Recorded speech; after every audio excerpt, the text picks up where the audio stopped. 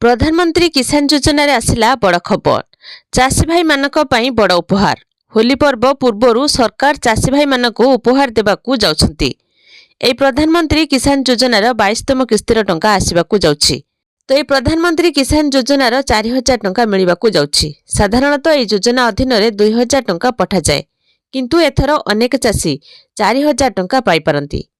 तेबे सेही चाषीको पई एहा अधिकार जहार पूर्व किस्ती यांत्रिक कारण किंबा असंपूर्ण कागजपत्र जोगु विलंब होइछि।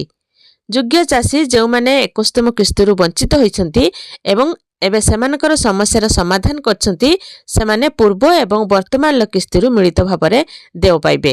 एहार अर्थ सेमाने 4000 टंका सीधा सड़क सेमानक अकाउंट को स्थानांतरित हेबो। अन्य चाषी माने साधारण भाबरे 2000 टंका पाइबे। ते सरकार स्पष्ट करसारछंती जे ई केओसी बिना पांठी जारी करा जिवो नाही। ए योजनार स्वच्छता आनिबा पई ए पदक्षेप अत्यंत गुरुत्वपूर्ण। जदि आपण माने ई केओसी पूर्ण करिनांती तेबे ओटीपी माध्यमरे पीएम किसान पोर्टल प्रदर्शन करी किंबा बायोमेट्रिक पद्धति माध्यमरे आपणकर निकटतम सीएससी केंद्र को जाई आपण माने बायोमेट्रिक करनियंतु। एहा सहित नूतन चाषी मानकु मध्य ए योजनार लाभ पाइबा पई यथाशीघ्र आवेदन एवं जांच प्रक्रिया समाप्त करिनियंतु। किस्ती जारी हेबा पूर्वरु आपणकर नाम तालिकार अछि कि नहीं एवं आपणकर ई केओसी प्रक्रिया संपूर्ण कि असंपूर्ण ताहा जांच करनियंतु। ए प्रधानमंत्री किसान योजना अधीन रे ए पर्यंत 21 किस्ती बंटन करा जायछि। एहा समस्तंकर नजर 22तम किस्ती उपरे।